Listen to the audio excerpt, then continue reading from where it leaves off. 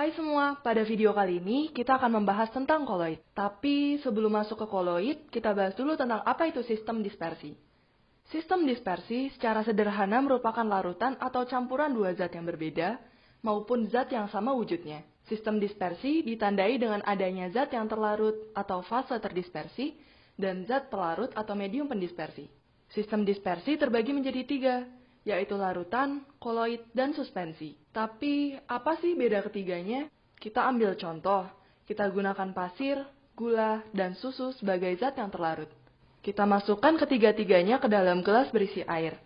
Nah, air di sini bertugas sebagai zat pelarut. Kembali lagi, kita masukkan ketiga bahan ini ke dalam gelas berisi air secara terpisah, lalu diaduk. Yang pertama, larutan air pasir adalah contoh dari suspensi. Di sini kita bisa melihat jelas secara langsung perbedaan pasir dan air setelah diaduk. Lama-lama setelah itu kita bisa melihat jelas batas antara fase terdispersi yaitu pasir dengan medium pendispersi yaitu air, karena terjadinya pengendapan. Suspensi terjadi jika fase terdispersi atau partikelnya memiliki ukuran di atas 100 nanometer.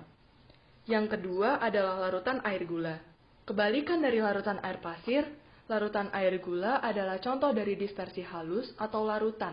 Fase terdispersi atau partikel larutan memiliki diameter berukuran di bawah 1 nanometer. Larutan ini tidak bisa dipisahkan karena tidak terjadi pengendapan. Lalu yang terakhir ada susu. Larutan air susu termasuk ke dalam kelompok yang menjadi topik utama yang akan kita ulas, yaitu koloid. Dispersi koloid bila dilihat secara makroskopis akan terlihat homogen. Namun, bila dilihat secara mikroskopis akan terlihat bahwa partikel-partikelnya terpisah atau heterogen. Diameter ukuran fase terdispersi pada koloid ada di antara 1 sampai 100 nanometer.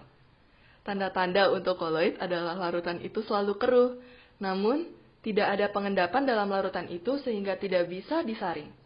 Bila disimpulkan, berikut adalah perbedaan di antara ketiganya.